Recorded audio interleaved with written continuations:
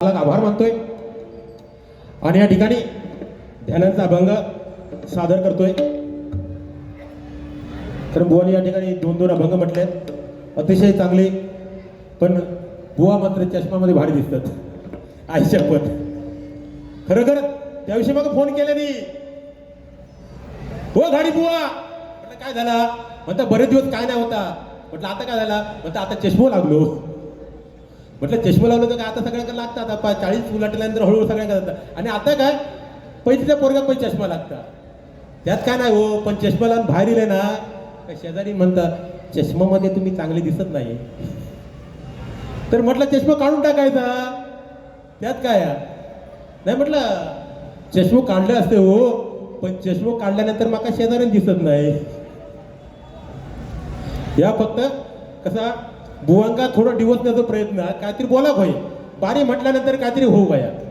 आता आई शपथ तुमका सांगतोय, ह्यो माणूस एवढं भडकलो ना, केव्हा माईक जवळ येता खळी नुसतं खळत, बैल कशा आता ते बैल गावात कमी झाले, बैल पहिले कसे झुजा खाणायचे, खळी मारायची, तसे खळी मारित, पण 100% चांगलं मनोरंजन होणार। बुवा जेवढे बोलणार त्याचे 100% परत फेड होणार, पण चांगल्या रीतीने होणार, एकही शब्द वाईट निघणार नाही। आणि तुम्हाला पण विनंती आहे, जे चांगलं आहे ते घेऊन जायचं आहे, आणि जे काय वाईट असतील ते आम्हाला देऊन जायचं आहे, एवढीच विनंती करतोय। सन्माननीय गणेश आखाडे बुवा महाबळेश्वर यांच्याकडून GPay द्वारे माझ्यासाठी 100 रुपये आणि आमचे पक्वादोदक नालंग साहेब यांच्यासाठी 100 रुपये बक्षीस आले, मंडळाच्या वतीने स्वीकार करतोय, लाख लाख आभार मानतोय आणि पुढे चालतोय। कारण बघा, पंढरीचा पांडुरंग युगे 28 उभा आहे विठेवरती, युगे 28 उभा आहे, पण ते अजून युगे 29 झाले नाहीये, किंवा 30 पण नाही, किंवा 27 पण नाही, तो 28 वरती उभा आहे। कारण 4 युगे, 4 वेद 6 शास्त्रे 18 पुराणे म्हणजे 28 युगाची एक टाळी म्हणजे आपली ब्रह्मानंद टाळी बघा, ती आपण अजिबात वाजूक कंजूशी करायची नाही, कारण अजूनपर्यंत टाळी वाजवण्यावरती GST लागलेलो नाही, अजिबात चिंता करायची होती। त्यासाठी या मंडळाच्या आयोजकांसाठी जोरदार टाळ्यांचा एकदा गजर झाला पाहिजे, कारण अतिशय सुंदर आयोजन केलेलं आहे बाळासाहेबांच्या संपूर्ण टीम मेंबरने। आणि खरोखर पंढरीचा पांडुरंग या ठिकाणी उभा राहिल्यानंतर काय होतंय बुवा, पहिल्यांदा गेल्याबरोबर गणेश घाटावर जायचा, तर डुबी मारायची, आंघोळ करायची, आणि नंतर मंदिरात जायचा, अजिबात काळजी करायचं नाही। पण पंढरीचा पांडुरंग 28 युगे उभा आहे, कोणाची तरी वाट बघतोय मंडळी, कोणाची वाट बघतोय, तर आपला लाडका भक्त पुंडलिकाची वाट बघतोय। आणि पुंडलिक काय करतोय, आई बापाच्या गळ्यात दोरी आणि बायकोला खांद्यावर घेतलं, आणि तो काशी यात्रेला निघालाय, जाता जाता रात्र झाली म्हणून तो एका आश्रमामध्ये थांबलाय,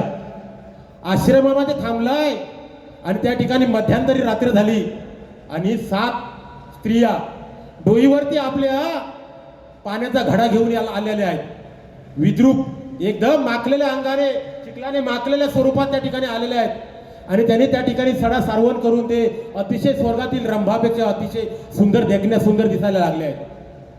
हा चमत्कार कुठेतरी पुंडलिकाला दिसला, आणि पुंडलिकाने त्या स्त्रियाने जाऊन विचारलं, बाबा तुम्ही कोण, कुठून आलात, आणि अशा आल्यात की अशा झाल्यात, याचं कारण तरी काय। त्यावेळी त्याने सांगितलं, तू आतमध्ये बसलाय, त्याला जाऊन विचार तू। त्यावेळी पुंडलिक आश्रमामध्ये गेलाय, आणि बघितलं तर कुकुट स्वामी तपश्चर्या करीत बसले होते। कुकुट स्वामीने जाऊन त्याने काय विचारलं, महाराज तुम्ही काशी पाहिलं काय विचारलं, तुम्ही काशी पाहिली काय। त्यावेळी फक्त काय केलं बघा, कुकुट स्वामीने त्याच्या डोक्यावरती हात ठेवलं, आणि काय सांगितलं, अरे तुझं आहे तुझं पाशी परी तू जागा चुकलाशी. म्हणजे त्यानं फक्त एवढंच बोध द्यायचं होतं, सगळं दैवत हे आपल्याजवळच आहे, पण आपल्याला त्याचं गंध नाहीये. हे आपल्याला कुठेतरी बुवा या भजनाच्या माध्यमातून जनजागृती म्हणून म्हटलंय. ज म्हणजे जागृती. ह्या शब्दाचा प्रत्येक शब्दाचा अर्थ अशी पुण्य केलेली आहे बुवा, त्याप्रमाणे त्यात पटवून देणं गरजेचं आहे. म्हणजे कुठेतरी तुझं आहे तुझं पाशी परी तू जागा चुकलाशी. त्यावेळी त्याच्या डोक्यामध्ये टूप पेटली आणि तिथपासून तो आई वडिलांच्या सेवेमध्ये मग्न झालाय. आणि प्रत्यक्ष वैकुंठीचा नारायण त्याच्या दरवाजामध्ये आलाय आणि त्याला सांगतोय, पुंडलिका तुझा देव तुला भेटण्यासाठी आलाय, अरे उठून दर्शनासाठी ये. हो, आम्ही काय केलं असतो जर आपल्याला देव भेटायला आला असता तर? तुमचं सोडून द्या, तुम्ही आपल्या भांडुपलात राहिला असता. देव आपल्या दरवाजात दिलो, तुम्ही आपल्या भांडुपलात. काही परिस्थिती, अशी परिस्थिती आहे बघा. वैकुंठीचा नारायण दरवाजात उभा आहे आणि पुंडलिकाला हाक मारतोय, अरे तुझा देव तुला भेटण्यासाठी आलाय, उठून ये. काय सांगितलं आणि आम्ही काय सांगितलं असतो, अरे देव इलो म्हणजे आपण काहीतरी देतो लो, 500,000 करोड दिला आणि बस झाले. काय आनंद सावंत भाऊ नमस्कार, बरोबर की नाही? काय सांगितलं पुंडलिकाने? त्याला उत्तर काय दिलं, अरे तू जर मला भेटायलासाठी आला असेल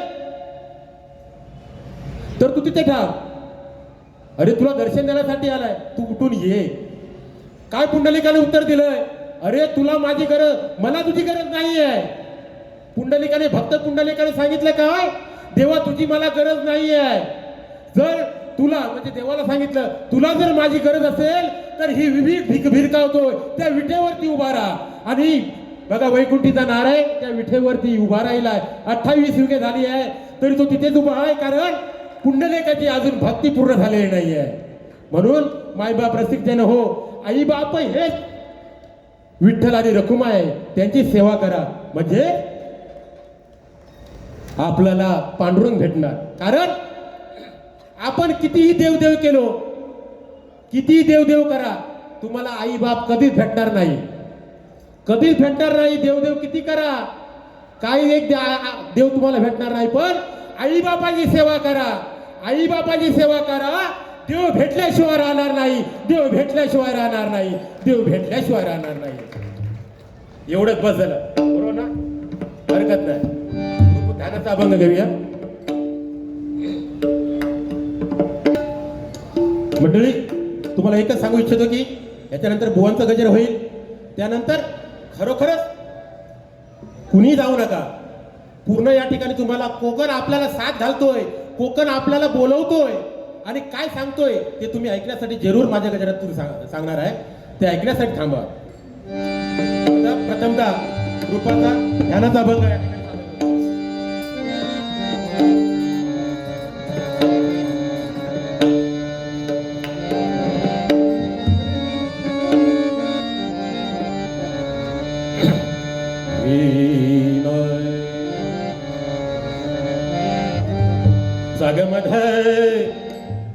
गमधनी मधनी धनिसा गसा मगसा निज धनिसा निज धनी मध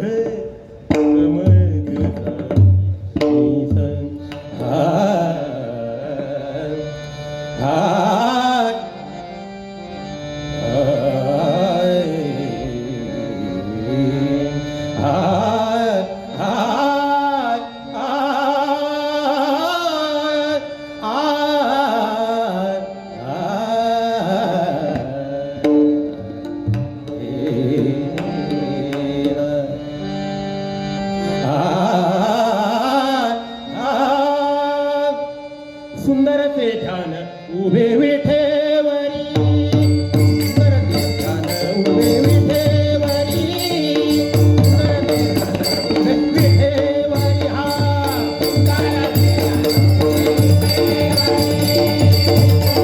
ध्यान उभे विठेवरी. हा सुंदर ते ध्यान उभे करते ध्यान उभे पिठेवरी, करते ध्यान उभे पिठेवरी हा.